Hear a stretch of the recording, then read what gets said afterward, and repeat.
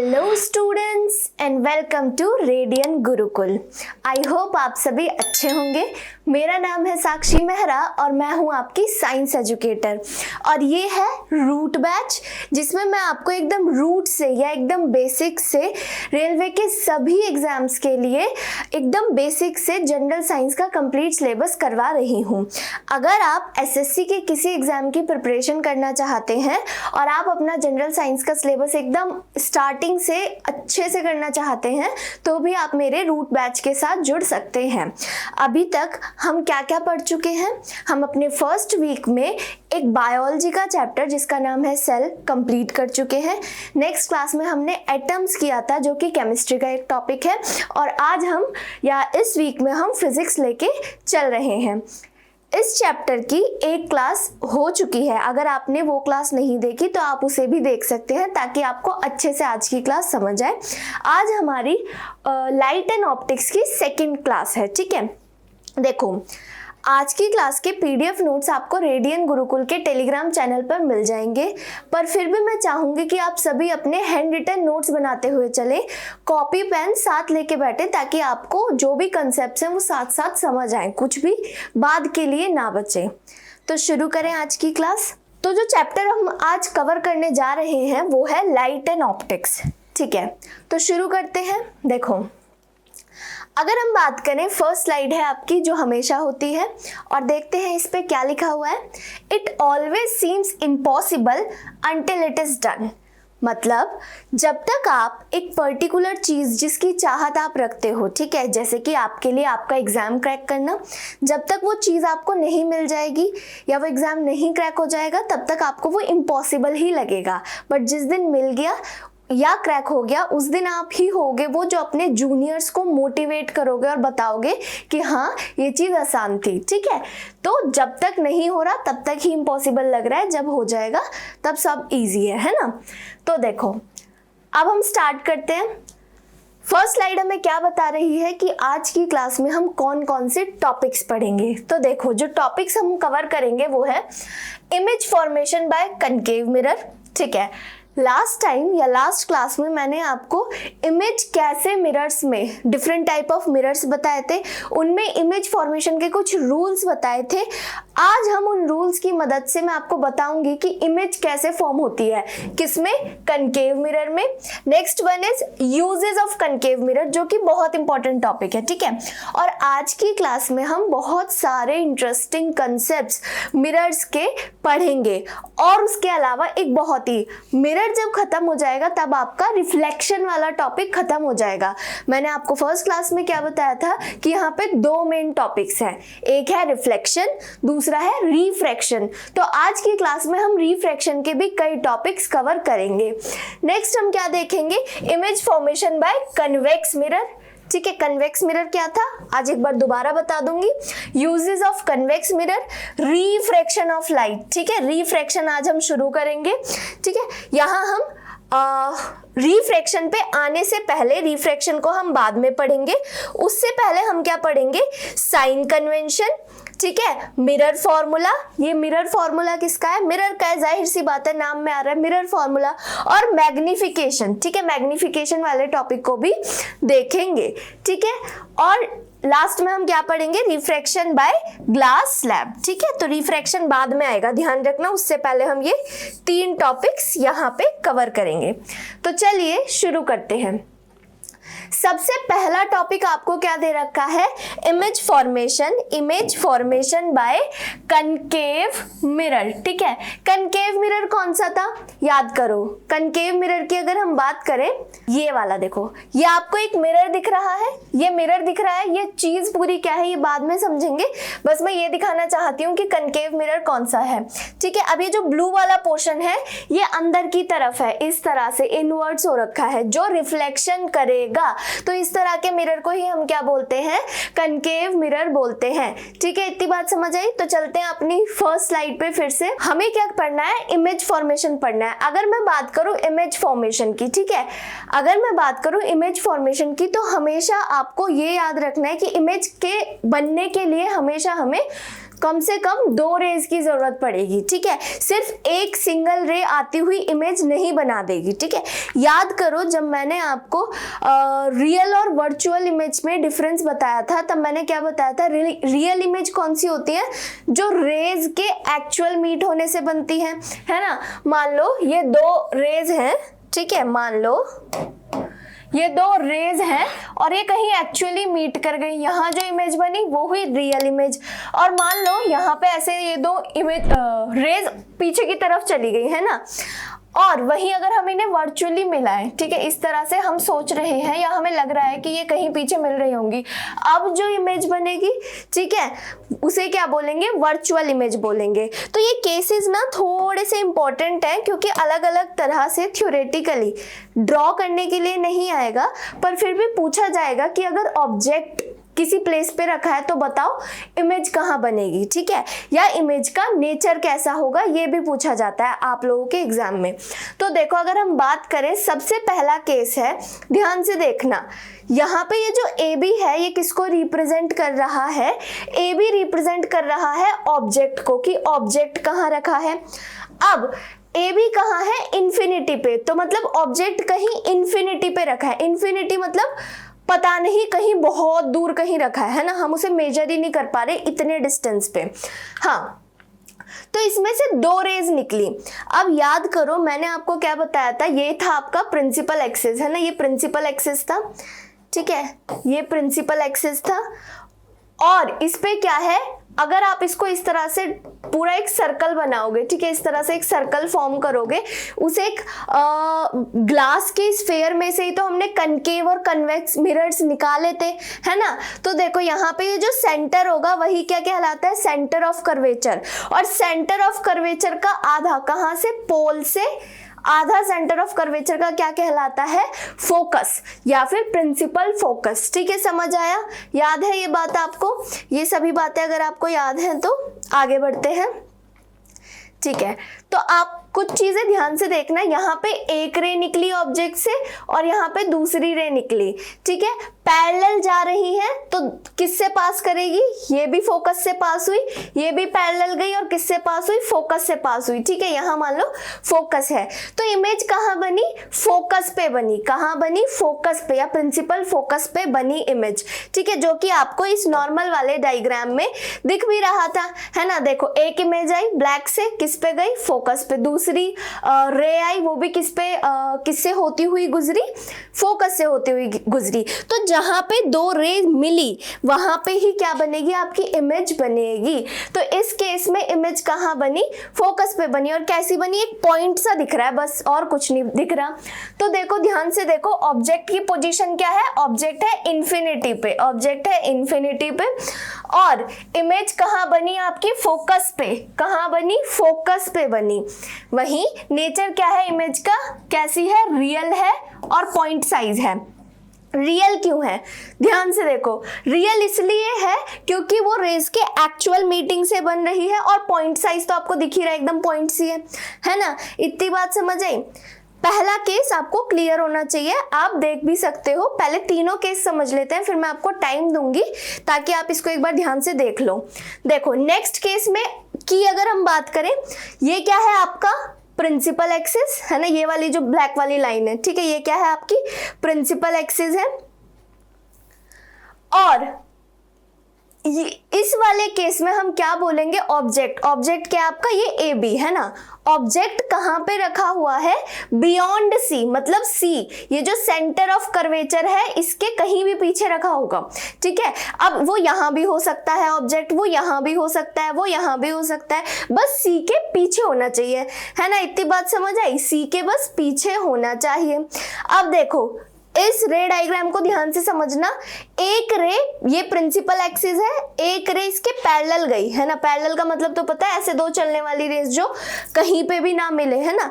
तो जो principal axis के पैरेलल गई वो कहां से पास होगी, फोकस से हो रही है, फोकस से पास। और दूसरी कहां से निकली, ऑब्जेक्ट में से निकली दूसरी रे, और वो कहां से पास हुई, सेंटर ऑफ कर्वेचर से। ये देखो ये है आपका सेंटर ऑफ कर्वेचर, जो रे सेंटर ऑफ कर्वेचर से पास होती है, ध्यान से आप इसको देखना, जो रे सेंटर ऑफ कर्वेचर से पास हो रही है वो पहले जाएगी, फिर टकराई किस पे, मिरर से टकराई और फिर वापस निकल गई सेंटर ऑफ कर्वेचर से होते हुए, किसी और जगह वो गई ही नहीं।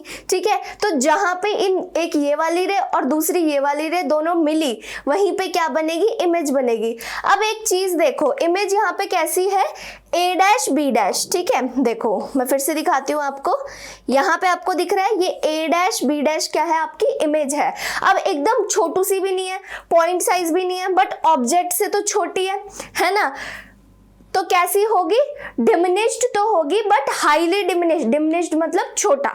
ठीक है, अच्छा, बट हाईली डिमिनिश्ड नहीं होगी। दूसरी बात, अगर आप ध्यान से देखो ऑब्जेक्ट कैसे था, ऐसे ऊपर की तरफ एरो है ना, मतलब मान लो ये जो आपका स्टाइलस है, ये जो राइटिंग वाला पार्ट है ये ऊपर है और ये बेस नीचे है। इमेज में क्या हो गया, घूम गया। ठीक है, ये बेस ऊपर आ गया और ये राइटिंग वाला जो पोर्शन है ये नीचे चला गया। तो इस तरह की इमेज को क्या बोलते थे, याद करो, इन्वर्टेड बोलते थे। और रियल तो है, क्यों, क्योंकि रेस के एक्चुअल मीटिंग से बनी। तो चलो देखते हैं क्या क्या लिखा हुआ है और कहाँ बनी, ये भी बहुत इंपॉर्टेंट है। देखो ध्यान से, ये सेंटर ऑफ कर्वेचर है, ये फोकस है, इन दोनों के बीच में किसी भी जगह जब कोई इमेज बनती है तो हम उसे पोजीशन यही कहते हैं, between C and F, centre of curvature और प्रिंसिपल फोकस के बीच में। ठीक है, इतनी बात समझ आई, इतनी बात सबको समझ आई। तो देखो किस तरह की इमेज बनी, किस तरह की इमेज बनी, अगर आप ध्यान से देखोगे, जब ऑब्जेक्ट की पोजीशन क्या थी, infinity and the centre of curvature. ठीक है, इंफिनिटी और सेंटर ऑफ कर्वेचर के कहीं बीच में रखा था। ठीक है, मतलब सेंटर ऑफ कर्वेचर के पीछे भी आप बोल सकते हो। ठीक है, तो इमेज कहाँ बनी, फोकस और सेंटर ऑफ कर्वेचर के बीच में, फोकस और सेंटर ऑफ कर्वेचर के बीच में बन रही है इमेज। कैसी है, रियल है, रियल है क्योंकि रेज के एक्चुअल मीटिंग से बनी। स्मॉलर देन ऑब्जेक्ट, दिख ही रहा है, ये देखो ऑब्जेक्ट कितना बड़ा है, ऑब्जेक्ट कितना बड़ा है और इमेज कितनी है, छोटी है कंपैरिजन में। और इन्वर्टेड है, इन्वर्टेड मतलब उल्टी ऐसे। ठीक है, अपसाइड डाउन। ठीक है, इस तरह से समझ आया सभी को, समझ आया। अच्छा, एक चीज, अगर आप जब ये रे डायग्राम्स को ध्यान से देखोगे तो एक चीज ध्यान देना कि जितना ऑब्जेक्ट मिरर के पास आ रहा है उतनी इमेज मिरर से दूर जा रही है। ठीक है, ये आपका मिरर है ना, ये आपका कनकेव मिरर है ना। अब देखो ऑब्जेक्ट इंफिनिटी पे था तो इमेज कहाँ बनी, फोकस पे। ऑब्जेक्ट थोड़ा पास आया, मतलब सेंटर ऑफ कर्वेचर के जस्ट पीछे ऑब्जेक्ट पास आया, तो इस केस में इमेज थोड़ी दूर बन गई। पहले यहां बन रही थी फोकस पे, अब फोकस से पीछे बन गई। किसके कंपैरिजन में हम देख रहे हैं, मिरर से, पोल से हम डिस्टेंस देखते हैं हर चीज का। ठीक है, मिरर का ये जो बीच वाला पॉइंट होता है इसे पोल बोलते हैं, इससे डिस्टेंस देखते हैं। ठीक है, इतनी बात सबको समझ आई। ये एक इंपॉर्टेंट पॉइंट है और ये सारे केसेस इंपॉर्टेंट भी हैं। मिरर भी पता होना चाहिए। इसके बाद हम नेक्स्ट क्लास में लेंस भी देखेंगे, तो लेंस से तो बहुत ही सारे क्वेश्चन बने हुए हैं, तो उसमें कैसे इमेज फॉर्म होती है वो भी आपको पता होना चाहिए। ठीक है, नेक्स्ट केस में अगर आप देखो तो ऑब्जेक्ट कहां रख गया इस बार, ये रहा। ए बी क्या है आपका, हमेशा याद रखना, ए बी क्या है, ऑब्जेक्ट है। ठीक है, ऑब्जेक्ट है। और जहां भी आपको ऐसा लिखा दिख रहा है ए डैश बी डैश, तो वो किसको रिप्रेजेंट कर रहा है, इमेज को। किसको बता रहा है, इमेज को दिखा रहा है। ठीक है, इतनी बात सभी को समझ आई। ठीक है, देखो ध्यान से देखो, तो जब ऑब्जेक्ट ए बी किस पे है, सेंटर ऑफ कर्वेचर पर, तो इस बार अगर आप ध्यान से देखो, अगर आप ध्यान से देखो, अच्छा वो भी चला गया, कोई बात नहीं, दोबारा लिख देंगे। तो अगर ऑब्जेक्ट सेंटर ऑफ कर्वेचर पर है तो इमेज भी सेंटर ऑफ कर्वेचर पर बनी। जितना बड़ा एरो ऑब्जेक्ट का था, ए बी का था, उतना ही बड़ा arrow A dash B dash का, मतलब साइज भी सेम है। ठीक है, पोजीशन भी सेम है, साइज भी सेम है, और पर एक चीज अलग है, वो क्या है, ये आपका नॉर्मल ऑब्जेक्ट तो हमेशा सीधा रहता है, इमेज कैसी बनी, इन्वर्टेड बनी। ठीक है, रेज कैसे गई, रेज भी देख लेते हैं। ठीक है, एक बार रेज भी देख लेते हैं। एक रे प्रिंसिपल एक्सिस के पैरेलल गई, वो फोकस से पास हो गई। दूसरी रे कैसे गई? फोकस से गई। याद करो मैंने बताया था जब पैरेलल जा रहा है तो फोकस से पास हो जाएगा, और जब फोकस से जाएगा तो प्रिंसिपल एक्सिस के पैरेलल हो जाएगा, उल्टा एकदम। ठीक है, तो देखो यहाँ पे भी तो है, जब फोकस से गया तो वो पैरेलल चला गया। अब जहां भी रेज मिली, यहां रेज मिली, तो वहीं पे क्या हो गया? आपका इमेज बन गया। ठीक है, इतनी बात सबको समझ आई? ध्यान से देखो, देख लेते हैं। तो देखो इस केस में क्या है, जब ऑब्जेक्ट आपका सी पे है, सेंटर ऑफ कर्वेचर पर है, तो इमेज भी किस पे बनी? सी पर बनी। ठीक है, रियल बनी, एक्चुअल मीटिंग से बनी, है ना। रियल में हमें रेज मिलती हुई दिख रही है, यहाँ रेज रियल में मिली, यहाँ भी रेज रियल में मिली, यहाँ भी रेज रियल में मिली। ठीक है, तो एक्चुअल मीटिंग से बनी, सेम साइज की बनी। यहाँ जितना ए बी का एरो है, ए डैश बी डैश का एरो भी उतना ही है। ठीक है, इतनी बात समझ आ रही है सभी को? इतनी बात समझ आ रही है सभी को? नेक्स्ट अगर हम आगे देखें, इन्वर्टेड है। इन्वर्टेड क्यों है ये भी आपको पता चल गया है ना। इन्वर्टेड क्यों है ये भी आपको पता चल गया। ठीक है, तो इधर लिख लेते हैं, अगर कहीं ए बी लिखा है तो वो किसको बता रहा है? ऑब्जेक्ट को। ठीक है, वहीं अगर कहीं ए डैश बी डैश लिखा है तो उससे हमें क्या पता चलेगा? इमेज के बारे में। ठीक है, इतनी बात समझ आई? अगर आप एक बार देखना चाहो ये सभी रे डायग्राम्स, पूछा जाता है कि जब ऑब्जेक्ट इन्फिनिटी पे रखा है तो इमेज कहाँ बनेगी। ठीक है, इस तरह से क्वेश्चन बनेगा, या फिर किस तरह की बनेगी, क्या छोटी बनी, क्या स्मॉलर देन ऑब्जेक्ट बन रही है, या सेम साइज की बन रही है, इस तरह के क्वेश्चन बनेंगे। अगर एक चीज तो आपने ये नोटिस की कि जैसे जैसे ऑब्जेक्ट मिरर के पास आ रहा है वैसे वैसे जो इमेज है वो दूर जा रही है। एक चीज और ध्यान देना, जैसे जैसे ऑब्जेक्ट पास आ रहा है इमेज दूर जा रही है, इमेज का साइज बढ़ रहा है, इमेज बड़ी होती जा रही है। ठीक है, ऑब्जेक्ट का तो साइज उतना ही रहेगा, है ना। इमेज के साइज की बात करेंगे। ठीक है, अच्छा तो देखो यहाँ पे पॉइंट साइज थी, यहाँ पे स्मॉलर देन ऑब्जेक्ट थी, यहाँ पे सेम साइज की थी, तो धीरे धीरे आपको बढ़ता हुआ दिख रहा है ना। तो कई सारी ऑब्जर्वेशंस हमें इतने में ही समझ आ गई। ठीक है, आगे चले नेक्स्ट केस देखते हैं। देखो यहाँ पे आपको 3 केस और दे रखे हैं, ध्यान से देखो क्या हो रहा है। ऑब्जेक्ट अब थोड़ा और पास आया, ये रहा आपका ऑब्जेक्ट। ठीक है, अगर आपको विजिबल नहीं है तो भी आप देख सकते हो। ठीक है, हाँ ये देखो थोड़ा बड़ा हो गया अब ये। ठीक है, तो आप इसकी मदद से देख सकते हो। ध्यान से देखो क्या हो रहा है। यहाँ देखो ऑब्जेक्ट है ये ए बी। ठीक है, छोटा दिख रहा है बट उतने ही साइज का है। इसमें से पहले क्या हुई? एक रे निकली, पैरेलल है प्रिंसिपल एक्सिस के, कहां से पास होगी? फोकस से। दूसरी रे सेंटर ऑफ कर्वेचर से निकल रही है, मिरर पे कहीं टकराई, ऐसे मिरर पे टकराएगी और फिर वापस हो जाएगी। ठीक है, ये सही से नहीं बन रहा पर आपको इस रे डायग्राम में नजर आ रहा होगा।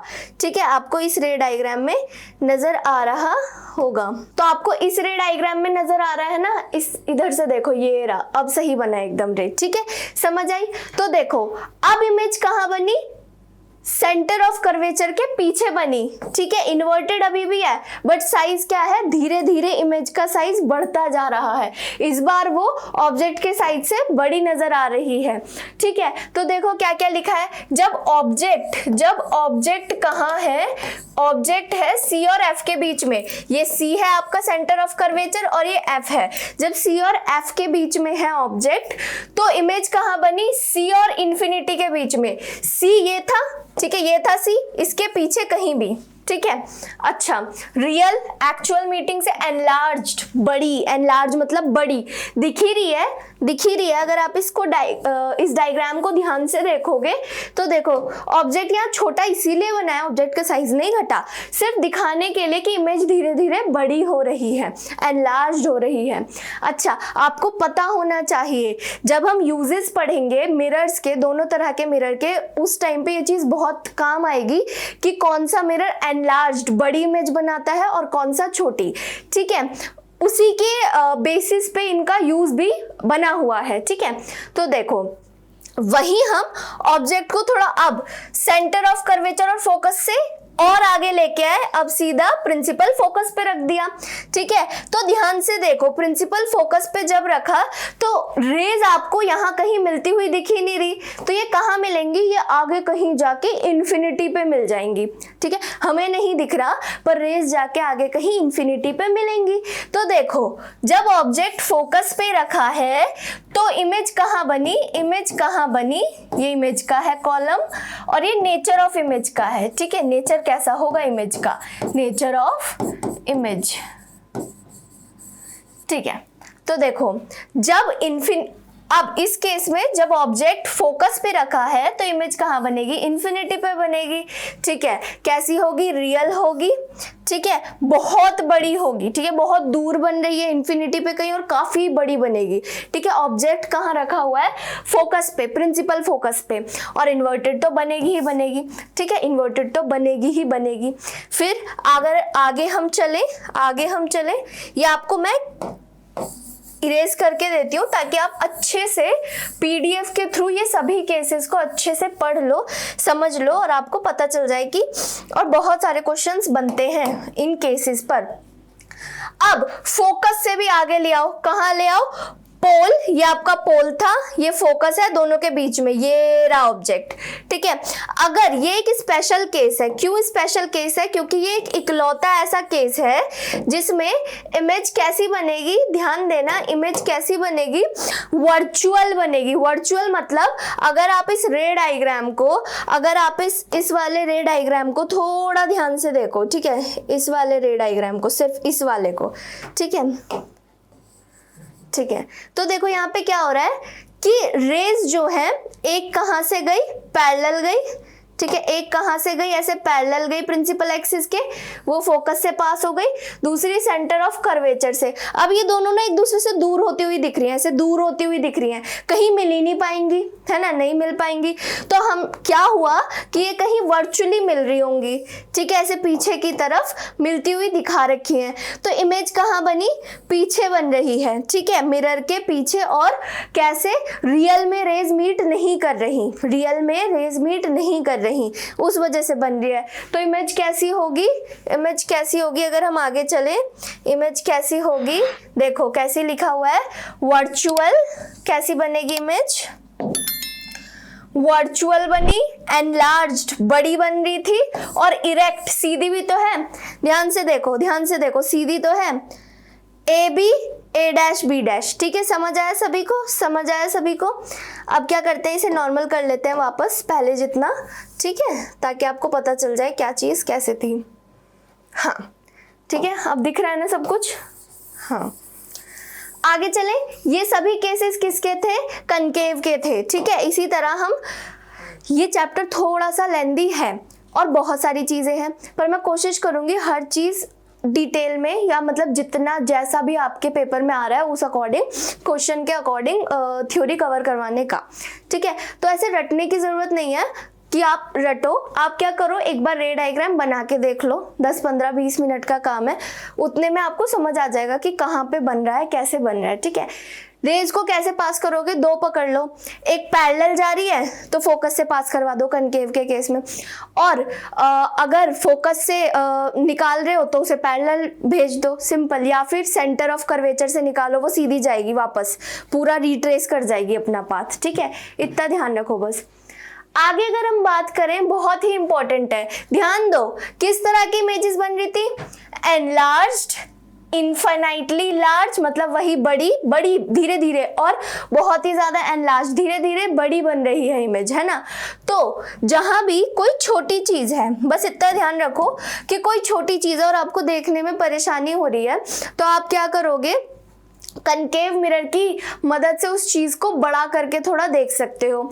जैसे कि जब कोई शेविंग मिरर्स जो होते हैं, है ना, अब ऐसे शेव करना है तो कट ना लग जाए, तो उसके लिए क्या करेंगे, जो मिरर का यूज किया जाएगा वो कनकेव मिरर होगा, ताकि उसमें जो चेहरा है वो क्या दिख जाए, थोड़ा बड़ा होके दिख जाए।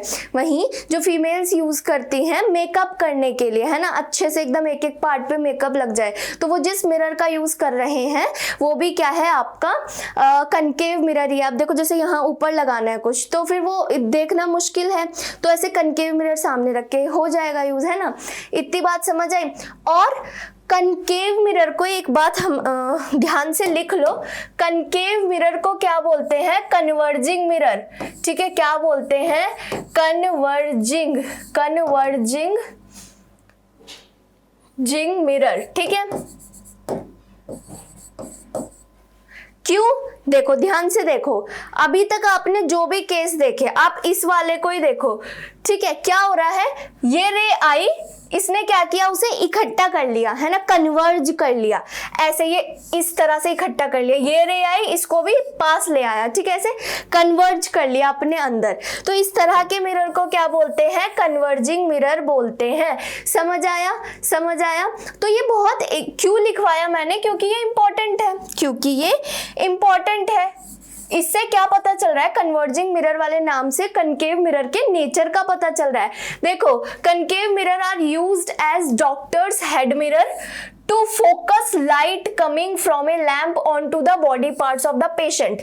मान लो इधर से लाइट आ रही है, इधर से लाइट आ रही है, और यहाँ पे क्या किया डॉक्टर ने? सर्जरी करते टाइम अपने हेड मिरर में लगाया, तो वो लाइट को फोकस करेगा किस पे? वो जो जिस पेशेंट की सर्जरी हो रही है, जिस पार्ट की, उस पार्ट तक ले जाएगा ताकि डॉक्टर को अच्छे से दिख सके। ठीक है, वही कौन कौन यूज करता है इसे?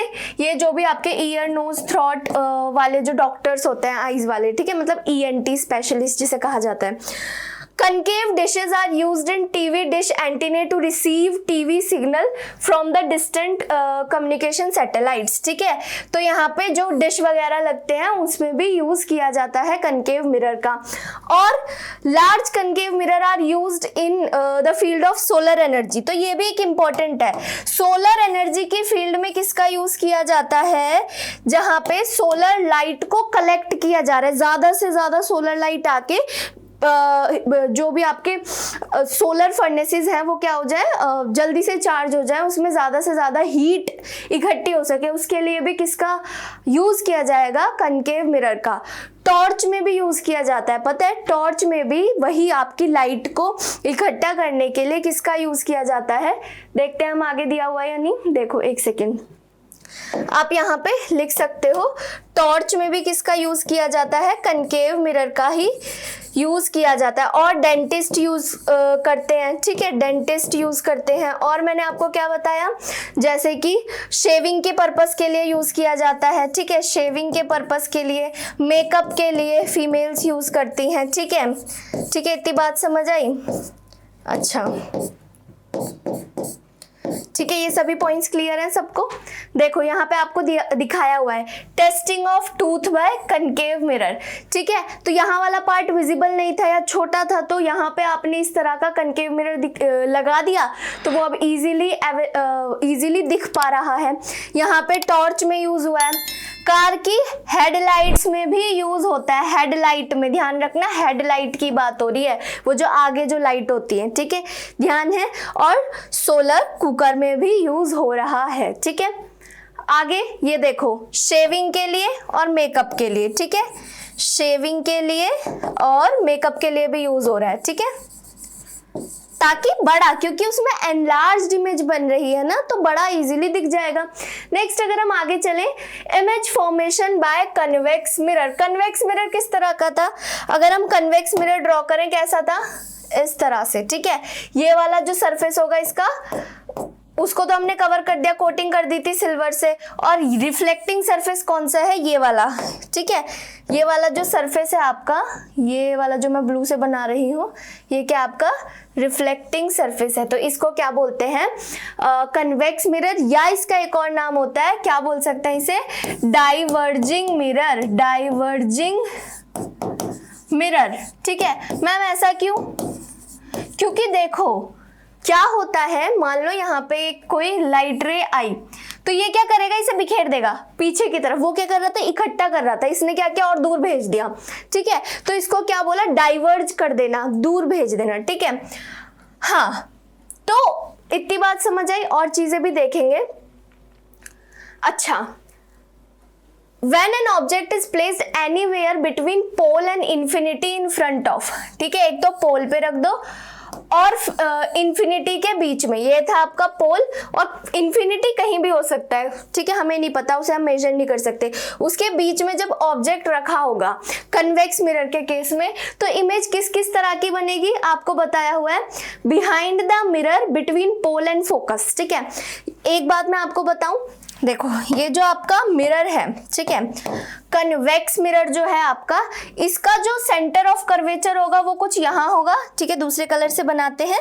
इसका जो सेंटर ऑफ कर्वेचर है वो कुछ यहाँ होगा और उसका फोकस भी यहाँ होगा, ठीक है। तो ये जो इमेज आएगी वो धीरे से यहाँ पे जाके पास हो जाएगी, ठीक है। मान लो इसी तरह आपने एक और रे बनाई, ठीक है, मान लो ये बना ली एक और रे, ठीक है, तो ये भी कहीं यहाँ जाके मीट करेगी, ठीक है। सिर्फ एक एग्जांपल बता रही हूँ मैं। तो देखो यहाँ पे रेज की एक्चुअल मीटिंग नहीं हो रही, वो एक्सटेंड करके, एक्चुअल रेज तो ये है ना, हमने इन्हें एक्सटेंड करके इमेज बनाई, तो इस तरह की इमेज को क्या बोलेंगे, वर्चुअल इमेज बोलेंगे। क्या बोलेंगे, वर्चुअल बोलेंगे, वर्चुअल। और इरेक्ट बनेगी, इरेक्ट मतलब ऐसी सीधी। अगर ये ए बी है, ये ए बी क्या था आपका, ऑब्जेक्ट था, अगर ये आपका ऑब्जेक्ट ए बी है तो इमेज भी कैसी बनेगी, ऐसे ही बनेगी, ए डैश बी डैश, ठीक है। इसे क्या बोला, इरेक्ट। डिमिनिश्ड बनेगी, डिमिनिश्ड मतलब छोटी, बहुत ही छोटी बनेगी। अब ये बहुत आसान है कन्वेक्स, क्योंकि इसमें हमें दो ही केस देखने हैं, ठीक है। यहाँ पे आपको दो ही केस दिखाए हुए हैं। एक में कहाँ रखा हुआ है, देखो बिटवीन इन्फिनिटी एंड पोल, ठीक है। आपका ये पोल था, ठीक है, इसका सेंटर ऑफ कर्वेचर इधर की तरफ है और फोकस भी इधर की तरफ ही है, ठीक है, ध्यान से देखना। तो पोल और इन्फिनिटी कैन बी एनीवेयर, इन दोनों के बीच में इन्होंने रख दिया ऑब्जेक्ट को, ठीक है। अब वैसा ही हो रहा है, एक आपकी रे निकली, ठीक है, वापस पीछे चली गई, होगा वो उसे वापस भेज देगा, है ना, इसीलिए हमने उसे क्या बोला था, डाइवर्जेंट मिरर भी बोला था या डाइवर्जिंग मिरर बोला था। और अगर आप इसको पीछे एक्सटेंड करोगे तो ये कहाँ, यहाँ से ऐसे पास होती हुई फोकस से निकल गई, क्योंकि पैरेलल जा रही थी। वहीं अगर आपने इस तरह से भेजा तो ये वापस रिट्रेस कर गई, पर अगर आप इसको वापस से पीछे लाओगे तो ये सेंटर ऑफ कर्वेचर पे से गुजरेगी होती हुई, ठीक है। अब अगर आप ध्यान से देखो तो दोनों जहां मिले वो है ये वाला पॉइंट, तो यहीं पे क्या बनी, आपकी इमेज बनी। ऑब्जेक्ट कितना बड़ा था, देखो इमेज छोटी है कंपैरेटिवली, इतनी सी, तो कैसी बनी, डिमिनिश्ड बनी। देखो क्या क्या है, वर्चुअल बनी, स्मॉल साइज बनी, इरेक्ट बनी, ठीक है, सीधी सीधी ही है। अच्छा, between focus and the pole, focus और पोल के बीच में बनी। अच्छा, वहीं अगर हम बात करें, ऑब्जेक्ट आप कहीं कहाँ रख दो, एट इन्फिनिटी रखा हुआ है इन्होंने, तो इस केस में इमेज आप दोनों से कैसे बनाओगे, फोकस पर ही बनेगी। तो यहाँ पे भी फोकस पे बन रही है, देखो पीछे मैंने भी तो यही वाला केस बनाया था, फोकस पे ही तो बनाई थी मैंने भी, है ना। तो इमेज कैसी बनी, वर्चुअल और पॉइंट साइज। देखो वर्चुअल एक्चुअल मीटिंग से नहीं बन रही, इसलिए वर्चुअल। और पॉइंट साइज क्यों, पॉइंट साइज ही तो एक ऐसा पॉइंट ही तो है, और कुछ दिख रहा है, नहीं दिख रहा, है ना। तो देखो वर्चुअल और पॉइंट साइज। आगे क्या देखना है आपको, image formation by convex mirror, ठीक है। तो यहाँ पे क्या है, ये यूजेस है बेसिकली, ठीक है। ये क्या है, आपके यूजेस हैं, यूजेस हैं आपके किसके, कन्वेक्स मिरर के, किसके, कन्वेक्स मिरर के, ठीक है। इतनी बात समझ आई। अब कहाँ यूज किया जाता है, आपको पता होगा, कार्स, बाइक सब में क्या लगे होते हैं, रियर व्यू मिरर्स लगे होते हैं, ऐसे साइड में, बाइक्स के साइड में दो मिरर लगे हुए होते हैं, या कार में भी दोनों तरफ मिरर्स लगे हुए हैं। और अगर आपने कभी ध्यान दिया हो, ऐसे टच करके देखना उस मिरर को, जिसे हम साइड व्यू मिरर भी कहते हैं या रियर व्यू मिरर भी कहते हैं, वो थोड़े से ना बाहर को उभरे हुए होते हैं, ठीक है। तो वो कौन सा मिरर है, सिंपल सी बात है, वो है आपका कन्वेक्स मिरर। क्यों यूज किया गया, देखो एक तो उसमें इमेज सीधी बन रही है, ठीक है। हमने अभी क्या क्या देखे, इमेज कैसी बनी थी, इरेक्ट बनी थी ना, इरेक्ट बनी थी इमेज, इरेक्ट बन रही है। तो अगर कोई गाड़ी ऐसे आ रही है सीधी, ठीक है। तो वो मिरर में हम किस लिए यूज करते हैं, ड्राइवर्स, या आपने देखा होगा आप कहीं जा रहे हो अपने डैड के या किसी के भी साथ बाइक पे, तो वो बार बार ध्यान देते हैं उस मिरर में, और उस मिरर में पीछे जितनी भी गाड़ियां आ रही जा रही होती हैं उनकी इमेज दिख रही होती है ना। और ये भी आपने ध्यान दिया होगा कि क्योंकि उसमें इमेज छोटी छोटी बन रही है तो बहुत दूर तक का व्यू कवर हो रहा है, बहुत दूर तक का रोड आपको उसमें दिख जाएगा, है ना। और सीधा, ऐसा नहीं है कि ये कार ऐसी है तो ऐसी उल्टी हो जाएगी, ऐसा कुछ नहीं है, जैसी है वैसी ही दिखेगी। इसीलिए किसका यूज किया जाता है आपका, किसका यूज किया जाता है आपका, कन्वेक्स मिरर का यूज किया जाता है रेयर व्यू मिरर के केस में। और कुछ शॉप्स में सिक्योरिटी के लिए भी यूज किया जाता है, जैसे कुछ बड़े बड़े स्टोर्स होते हैं ना, वहां पे एक जगह रेयर व्यू, एक जगह कन्वेक्स मिरर लगा देते हैं ताकि पूरी इमेज, एक शॉपकीपर यहाँ सामने बैठा है, उसने रेयर व्यू मिरर वहां पे, कन्वेक्स मिरर वहां पे लगाया हुआ है ताकि पूरी बड़ी सी शॉप का व्यू से दिख सके, ठीक है, कोई भी ऐसे इजीली चोरी ना कर पाए। तो देखो ये आपको वो स्टोर वाला केस दिखाया हुआ है, पूरा देखो स्टोर की इमेज आ रही है, ठीक है। और यहाँ पे ये आपको वो गाड़ी वाला दिखाया हुआ है, ठीक है, समझ आया, समझ आया, आगे बढ़े, ठीक है। अब ये क्या है, new Cartesian sign convention for spherical mirror, यानी अब जो भी हम आगे टॉपिक्स देखने वाले हैं उन्हें पता करने से पहले आपको ये पता होना चाहिए कि हम इमेज, ऑब्जेक्ट जो भी है उन सबको के लिए क्या साइन लगाएंगे उनके लिए, ठीक है। तो देखो सिंपल सी बात है, ज़्यादा ध्यान कंफ्यूज मत होना, यहाँ पे कुछ नई नई 2-4 बातें मैं आपको बताऊंगी। जैसे आपको याद है अपने मैथ्स में पढ़ा होगा, इस तरह से हम कार्टेशियन सिस्टम देखते हैं, तो यहाँ पे ये हो गया आपका एक्स एक्सिस, ये हो गया वाई एक्सिस, है ना। तो इधर जो भी वैल्यूज आती हैं, ठीक है, इधर की तरफ जो भी वैल्यूज होती थी वो सारी कैसी होती थी, पॉजिटिव होती थी, है ना, पॉजिटिव होती थी। वहीं यहाँ पे जो भी वैल्यूज आएंगी इस साइड वो सभी नेगेटिव हैं, ठीक है, नेगेटिव है। वैसे ही अगर हम देखें ऊपर वाले केस में, वाई एक्सिस के केस में, तो इस तरह से यहाँ पे सब पॉजिटिव वैल्यूज आती थी और यहाँ पे सब नेगेटिव वैल्यूज आती थी, ठीक है। अब इस चीज का ना बहुत यूज होगा आज आपके जो भी टॉपिक्स हम देखने वाले हैं। मैंने क्यों बताया, क्यों याद दिलाया, क्योंकि आज हम कुछ ऐसे फॉर्मूलाज देखेंगे जिन पे न्यूमेरिकल भी आपके एग्जाम में बनता है, ठीक है। क्वेश्चंस भी कराऊंगी, पर आज पहले फॉर्मूलेज बताऊंगी आपको, नेक्स्ट जो भी क्लास आएगी उसमें क्वेश्चंस करेंगे उनसे रिलेटेड, ठीक है। तो ध्यान से देखो, ऑब्जेक्ट आप हमेशा, मान लो ये मिरर है, कनकेव है, कन्वेक्स है, कुछ भी है, ऑब्जेक्ट आप हमेशा इस तरफ रखते हो, ठीक है, इस तरफ रखते हो। तो पोल से ऑब्जेक्ट के डिस्टेंस को हम क्या कहते हैं, डिस्टेंस को, पोल से ऑब्जेक्ट के डिस्टेंस को हम किससे रिप्रेजेंट करेंगे, यू से, याद रखना ये चीज। वहीं पोल से इमेज के डिस्टेंस को, इमेज किधर भी हो सकती है, इधर भी थी, इधर भी थी, है ना, है ना, इतनी बात आपको पता है ना, वो इधर भी बन सकती है, इधर भी बन सकती है। तो जब भी बात होगी इमेज की, तो इमेज के डिस्टेंस को पोल से, पोल क्या है आपका, ये वाला पॉइंट, ये मिरर का ये बीच वाला पॉइंट, ठीक है, से इमेज के डिस्टेंस को हम v बोलेंगे, ठीक है, v बोलेंगे। वहीं हाइट के लिए क्या यूज करेंगे, देखो अगर ऑब्जेक्ट की जो हाइट है, ऑब्जेक्ट की जो हाइट है, तो ऑब्जेक्ट की हाइट को आप लिख लो h नॉट से, ठीक है, और इमेज की हाइट को आप लिख लो hi से, ठीक है। आप h1 h2 भी दे सकते हो, कोई दिक्कत नहीं है, बट ये दोनों आपको याद होने चाहिए, u कहाँ लिया आपने और v कहाँ लिया आपने, ठीक है। अच्छा, इतनी बात समझ आई। अब यहाँ पे ध्यान से देखो, जो भी डिस्टेंसेस इधर लेफ्ट की तरफ जो भी होंगे, इसमें भी देखो लेफ्ट की तरफ जो भी होंगे वो सभी कैसे होंगे, नेगेटिव, मतलब ऑब्जेक्ट अगर इधर रखा है तो वो हमेशा नेगेटिव होगा, ठीक है, इतनी बात समझ आई, वो हमेशा नेगेटिव होगा। वहीं अगर आप देखो जो भी डिस्टेंसेस राइट की तरफ आएंगे वो सभी कैसे होंगे, पॉजिटिव होंगे। वही हाइट जब ऊपर की तरफ है, ठीक है, अपवर्ड्स है तो पॉजिटिव लेंगे, डाउनवर्ड्स है तो नेगेटिव लेंगे, ठीक है, इतनी बात समझ आई। ये हमने क्या बनाया था, एक मिरर बनाया था। मैं यहाँ साथ साथ आपको एक कंसेप्ट और क्लियर कर देती हूँ, ठीक है। देखो आपसे कई बार पूछा जा सकता है फोकल लेंथ के बारे में या फोकस के बारे में, कि कनकेव का कैसा होगा, पॉजिटिव होगा या नेगेटिव होगा, कन्वेक्स इसका कैसा होगा, पॉजिटिव होगा या नेगेटिव होगा। यहाँ पे आपको एक कनकेव मिरर दिख रखा है, ठीक है, कनकेव मिरर दिख रहा है। अगर मैं ये चीज उठा के यहाँ पे इमेजिन करूँ तो देखो यहाँ वाली जितने भी नंबर्स होंगे वो सभी कैसे होंगे, पॉजिटिव। यहाँ पे एक लाइन इमेजिनरी आप ऐसे सीधी ड्रॉ कर लो, ठीक है। और यहाँ पे जितने भी नंबर होंगे वो सभी कैसे होंगे, नेगेटिव, ठीक है, नेगेटिव होंगे। कनकेव का बात कर रहे हैं हम, कनकेव की। कनकेव में यहाँ देखो हर बार, पीछे देखना थोड़ा,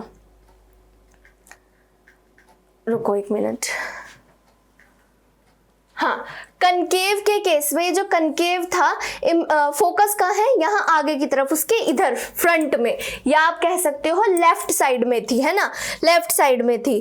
तो अगर आप इसको हटा देते हैं, अगर आप आगे हमारे इस वाले डायग्राम पे देखोगे जिस पे अभी हम बात कर रहे थे, हाँ यहाँ पे, तो जब भी फोकस इधर की तरफ आ रहा है तो जाहिर सी बात है कैसा होगा, कनकेव के केस में नेगेटिव होगा ना, लेफ्ट की तरफ तो सब कुछ नेगेटिव है। तो कनकेव के केस में जो इसका फोकस है या प्रिंसिपल फोकस है वो कैसा होगा, नेगेटिव होगा, ठीक है, ये बात याद रखना। और वहीं कन्वेक्स के केस की अगर हम बात करें, कन्वेक्स के केस में, कन्वेक्स अगर तुम ऐसे ही इमेजिनरी ड्रॉ करो, ठीक है, ये वाला अगर मैं हटा दूं, ठीक है, समझ तो आ ही गया होगा क्यों होगा, है ना। वहीं अगर मान लो मैंने इस तरह से यहाँ पे मैं एक कन्वेक्स मिरर ड्रॉ करूं, ठीक है, ऐसे मैंने कन्वेक्स मिरर ड्रॉ किया, ठीक है, तो इसका फोकस हमेशा पीछे की तरफ होता है, इसका फोकस हमेशा पीछे की तरफ होता है, इधर राइट साइड में है ना, राइट साइड में फोकस बनाते हैं ना। अभी हमने इमेज बनाई थी, देखो ये वाला केस देखो, ये वाला केस देखो, फोकस हमेशा यहाँ पीछे की तरफ बन रहा है ना, पीछे की तरफ बन रहा है, तो इसको क्या बोलेंगे, पॉजिटिव बोलेंगे। तो कन्वेक्स की अगर हम बात करें, कन्वेक्स की अगर हम बात करें तो फोकस कैसा है, फोकस कैसा है इसका, कन्वेक्स की अगर हम बात करें तो इसका फोकस कैसा है, पॉजिटिव, है ना, पॉजिटिव है। ऐसे छोटे छोटे क्वेश्चंस बनते हैं इसीलिए बता रही हूँ, ठीक है। और कंफ्यूजन जैसा कुछ नहीं है, बहुत सिंपल सी बात है, ये बात आपको पता होनी चाहिए, ठीक है। अब हम किस पे आ गए, हमारा नया टॉपिक वो क्या है, मिरर फॉर्मूला। मिरर फॉर्मूला क्यों इंपॉर्टेंट है, देखो मिरर फॉर्मूला की मदद से आप क्या कर सकते हो, यहाँ पे न्यूमेरिकल्स बनते हैं जिसकी मदद से, मान लो ये आपका मिरर फॉर्मूला है, ठीक है, 1/v + 1/u = 1/f, ठीक है, क्या है, v क्या था, ध्यान से देखो, v क्या था, इमेज डिस्टेंस, v क्या था, इमेज डिस्टेंस, ये रहा, प्लस का साइन प्लस, यहाँ पे है object distance u, focal length f, ठीक है, f से रिप्रेजेंट किया। अब मान लो आपको फोकस नहीं दिया हुआ, आपको फोकस नहीं दिया हुआ, v और u मतलब इमेज डिस्टेंस और ऑब्जेक्ट डिस्टेंस दिया हुआ है, और पूछेंगे कि फोकस या फोकल लेंथ क्या है उस मिरर की, तो आपको पता होना चाहिए कि क्या होगा, ठीक है, तो आपको पता होना चाहिए कि क्या होगा। वहीं अगर हम बात करें, कभी आपको ऑब्जेक्ट डिस्टेंस बताया हुआ है, मिरर की फोकल लेंथ बताई हुई है, और पूछ ले कि क्या है आपका इमेज डिस्टेंस क्या है, तो आप बता पाओगे इस फॉर्मूले की मदद से। और ये जो भी हमने पीछे कार्टेशियन सिस्टम देखा वो इसलिए देखा, ये वाला भी इसीलिए इंपॉर्टेंट है ताकि आप इसकी मदद से प्लस माइनस देख सको, ठीक है। ऑब्जेक्ट हमेशा किस में है, ध्यान से देखो, इधर नेगेटिव में है ना, इमेज अगर इधर बन रही है तो पॉजिटिव होगी, इधर है तो नेगेटिव, दिखाऊंगी ये सब, है ना, दिखाऊंगी ये सब, बताऊंगी। अच्छा, तो क्या क्या लिखा हुआ है, ध्यान से देखो, अगर v is the distance of image from mirror और u is the distance of object from mirror, f is the focal length of the mirror, ठीक है, मिरर फॉर्मूला कहते हैं इसे, ये मिरर फॉर्मूला है। ध्यान रखना यहाँ पे बीच में 1/v + 1/u के बीच में क्या आ रहा है, प्लस आ रहा है, = 1/f, ठीक है। इससे आगे अगर हम चलें, ठीक है, हाँ, नेक्स्ट टॉपिक है आपका मैग्निफिकेशन। मैग्निफिकेशन का क्या मतलब था, मैग्निफिकेशन, देखो अगर आपको अभी मिरर फॉर्मूला कैसे यूज करना है क्या है, मैं क्वेश्चंस लेके आऊंगी, ठीक है, उसके थ्रू मैं आपको सब कुछ समझाऊंगी। बट आपके पेपर में ज्यादा ऐसे क्वेश्चन है कि सीधा आपको कई ऑप्शंस दिए जाएंगे, यहाँ पे साइन बदल देंगे, ठीक है, थोड़ा बहुत उल्टा सीधा कर देंगे, तो आपको सीधा पता होना चाहिए कि मिरर फॉर्मूला एग्जैक्टली है क्या, ठीक है, बिना कंफ्यूजन के। आपसे पूछ लिया जाएगा मिरर फॉर्मूला देके v क्या है, यहाँ पे u क्या है, तो आपको सब कुछ पता होना चाहिए, ठीक है, ये चीजें भी इंपॉर्टेंट है। वहीं अगर हम बात करें लीनियर मैग्निफिकेशन या मैग्निफिकेशन की, मैग्निफिकेशन का मतलब क्या है, ऑब्जेक्ट के कंपैरिजन में इमेज कैसी है, बड़ी है, छोटी है, कैसी है, उसे हम क्या बोलेंगे, लीनियर मैग्निफिकेशन या मैग्निफिकेशन बोलेंगे।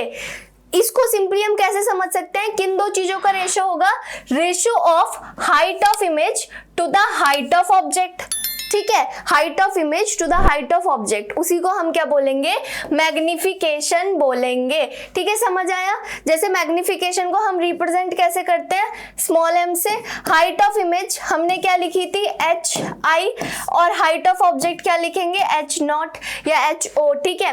तो height of image by height of object, मान लो इमेज बड़ी बनी है, ठीक है, 4 सेंटीमीटर की बनी है, ठीक है, ऐसे एक एग्जाम्पल मैं बता रही हूँ, और ऑब्जेक्ट कितना था, मान लो 2 सेंटीमीटर का था।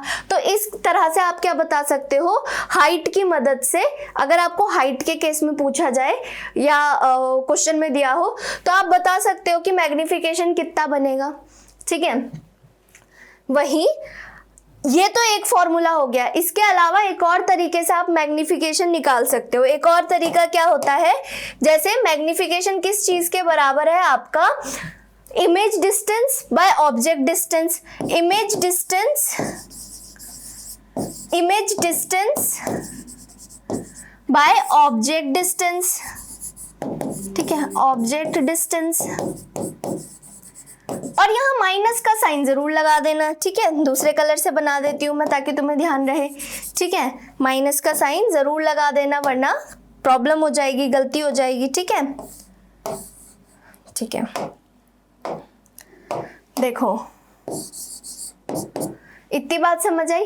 अब इमेज के डिस्टेंस को हम कैसे लिखते थे, v, और ऑब्जेक्ट के डिस्टेंस को u, तो मैग्निफिकेशन किसके बराबर है, माइनस v बाय u के बराबर भी है। तो आप इस वाले फॉर्मूला से और इस वाले फॉर्मूले से क्या एक चीज लिख सकते हो, ये इसको मान लो आपने फर्स्ट लिखा और इसको मान लो सेकंड लिखा, तो क्या आपको एक चीज पता चली कि height of image by height of object is equals to minus of image distance by object distance, क्या ये इसके इक्वल है, ठीक है, ठीक है, समझ आया, समझ आया। मैग्निफिकेशन जब भी निकालने को है, आपसे पूछा जाए कि कितना बड़ा है, कितना मैग्निफाइड है इमेज किससे, ऑब्जेक्ट से, ठीक है।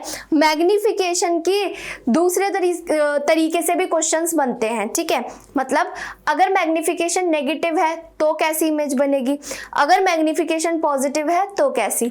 तो चलो इसको भी देखते हुए चलते हैं, क्या बताया हुआ है। देखो h1 height of object, h1 भी लिख सकते हो, ho भी लिख सकते हो, ठीक है। h2 हाइट ऑफ, हाँ, हाइट ऑफ ऑब्जेक्ट हमेशा पॉजिटिव ली जाएगी। क्यों पॉजिटिव ली जाएगी, क्यों पॉजिटिव ली जाएगी, देखो ना, ज्यादातर हम, अगर ये तुम कार्टेशियन सिस्टम की बात करो, हम ऑब्जेक्ट को ऐसे बनाते हैं ना, तो वो हमेशा हाइट तो इधर वाले y एक्सिस के ऊपर वाली साइड से, अपर साइड से ही मेजर होगी, तो वो हमेशा पॉजिटिव होगा, तो ये बात आपको पता होनी चाहिए। वही हाइट ऑफ वर्चुअल इमेज, अगर इमेज वर्चुअल है मतलब इधर कहीं बन रही है, या तो यहाँ बनेगी या तो यहाँ बनेगी, ठीक है, तो हाइट ऑफ वर्चुअल इमेज कैसी होगी, पॉजिटिव होगी, ये बात आपको ध्यान रखनी पड़ेगी, पॉजिटिव होगी। वहीं but the real image is formed below the principal axis, real image कहाँ बनती है, प्रिंसिपल एक्सिस के नीचे की तरफ बन रही थी, प्रिंसिपल एक्सिस के नीचे की तरफ, ठीक है। अगर ना याद हो तो मैं दिखाती हूँ, एक मिनट, ये देखो, जो हमने रियल इमेज किसके केस में बनाई थी, केव के केस में रियल इमेज बन रही थी, देखो, तो हमेशा कहाँ है, ये प्रिंसिपल एक्सिस है, इसके नीचे की तरफ बन रही है इमेज, तो इसको कैसे लेंगे, नेगेटिव लेंगे, ठीक है, इसको कैसे लेंगे, नेगेटिव लेंगे। तो यहाँ रटना नहीं है, बस थोड़ा सा दिमाग को चलाना है कि क्या चीज मैंने बताई, ठीक है, उस चीज को ध्यान में रख के करोगे तो इजीली समझ आ जाएगा, ठीक है। अब but a real image is formed below the principal axis, so the height of the real image will be negative. तो ये याद रखना, हाइट, ऑब्जेक्ट की हाइट फिक्स है, पॉजिटिव ही होगी क्योंकि हम ऑब्जेक्ट हमेशा इधर ही रख रहे हैं, पर इमेज की वर्चुअल के केस में पॉजिटिव है, रियल के केस में नेगेटिव है। देखो वर्चुअल के केस में पॉजिटिव क्यों है मैंने बताया, रियल के केस में नेगेटिव क्यों है ये भी मैंने बताया। दो बहुत ही इंपॉर्टेंट पॉइंट्स क्या है, अगर magnification, if the magnification has plus sign, जो भी एंड रिजल्ट आया मैग्निफिकेशन का उसमें क्या आया, वो प्लस में आ गया मान लो, ठीक है, प्लस साइन है, then the image is virtual और इरेक्ट। वर्चुअल मतलब मिरर के पीछे बन रही है, रियल में रेज मीट नहीं कर रही, इरेक्ट सीधी है, ठीक है, तो वर्चुअल और इरेक्ट है। वहीं इफ द मैग्निफिकेशन के साइन में क्या है, माइनस लगा हुआ है, तो कैसी है, रियल है और इन्वर्टेड है, ठीक है। ये दोनों पॉइंट्स आते हैं पेपर में, ठीक है। अच्छा ठीक है, देख लो इसे ध्यान से, स्क्रीनशॉट लेना है ले लो, लिख लो इसे या फिर अभी जैसे भी सही लगे। आगे चले, आगे चले, ये देखो ये वही सब बताया हुआ है, माइनस v/u, ठीक है, माइनस का साइन आगे लगाया हुआ है, इमेज डिस्टेंस, ऑब्जेक्ट डिस्टेंस, जो मैंने अभी आपको बताया, ठीक है। यहाँ पे भी अब नया टॉपिक क्या है आपका, रिफ्रैक्शन। मैंने बोला था मैं रिफ्रैक्शन शुरू करवाऊंगी आज की क्लास में। रिफ्रैक्शन आप इस डायग्राम के मदद से समझ सकते हो या इस इमेज की मदद से समझ सकते हो। रिफ्रैक्शन का सिंपल मतलब है लाइट का अपने पाथ से बेंड हो जाना। कब, जब लाइट एक मीडियम से दूसरे मीडियम में जा रही है। मान लो ये क्या है, एयर है, और मैंने मान लो ये एयर है, ठीक है, और यहाँ पे कोई और मीडियम है, जैसे इन्होंने क्या लिया, ग्लास स्लैब लिया, ठीक है, क्या लिया, ग्लास स्लैब लिया, हाँ ठीक है। तो यहां से ये मान लो लाइट की रे आ रही थी और अब इसे ऐसे जाना तो ऐसे सीधा चाहिए था, पर ये क्या कर गई, ये अपने एक्चुअल पाथ से बेंड कर गई, ठीक है, बेंड कर गई। तो यही बेंडिंग ऑफ लाइट, जब लाइट एक मीडियम से मीडियम चेंज हुआ ना, मीडियम क्या है, पहले एयर में चल रही थी, फिर किस में घुस गई, ग्लास में घुस गई, वैसे ही वो किसी और चीज में भी अब ग्लास से फिर एयर में आ जाएगी। तो ऐसे लाइट की रे बार बार बेंड होगी, ठीक है। इसी फिनोमिनन को हम क्या बोलते हैं, रिफ्रैक्शन ऑफ लाइट। क्या बोलते हैं, रिफ्रैक्शन ऑफ लाइट बोलते हैं। इतनी बात समझ आई, रिफ्रैक्शन, ठीक है। यहाँ पे आपको रिफ्रैक्शन के बारे में सब कुछ बताया हुआ है, ठीक है। बेंडिंग होती क्या है, the refraction of light takes place at the boundary between the two media. दो मीडिया, एक ये मीडिया है, एक यहाँ आपका नॉर्मल, यहाँ से लाइट रे आ रही है, इस वाले जगह पे बेंडिंग हो जाएगी, ठीक है, इस वाली जगह पे। इसको जाना तो ऐसे चाहिए था, ऐसे सीधा चलना चाहिए था, ठीक है, पर ये कहीं मुड़ गई हल्की सी, ठीक है। तो इस वाले मुड़ने को ही हमने क्या कहा, refraction, bending of light from its actual path, ठीक है। आप ये सब रीड कर लेना, वही चीजें लिखी हुई हैं जो मैंने बताया, ठीक है। देखो यहाँ पे कुछ चीजें समझने की हैं, जैसे कि बनाते हैं, देखो जैसे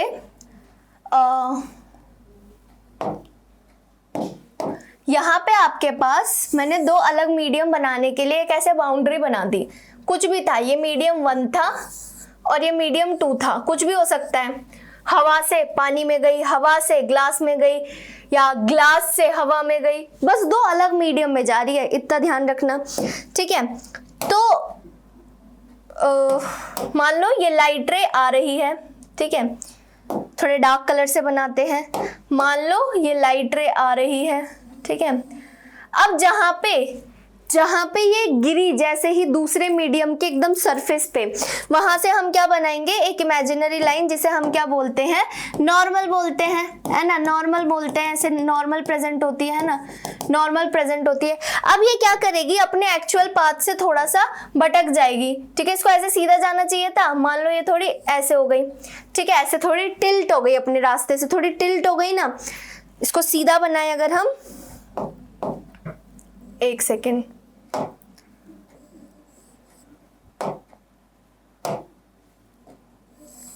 ठीक है, तो वो क्या हुई, अपने एक्चुअल पाथ से थोड़ा सा टिल्ट हो गई। तो इस तरह के टिल्ट को हम क्या बोलते हैं, बेंडिंग ऑफ लाइट बोलते हैं। ठीक है, वो ऐसे थोड़ी सी इधर को यूं चली गई, उसको जाना सीधा चाहिए था, ऐसे जाना चाहिए था,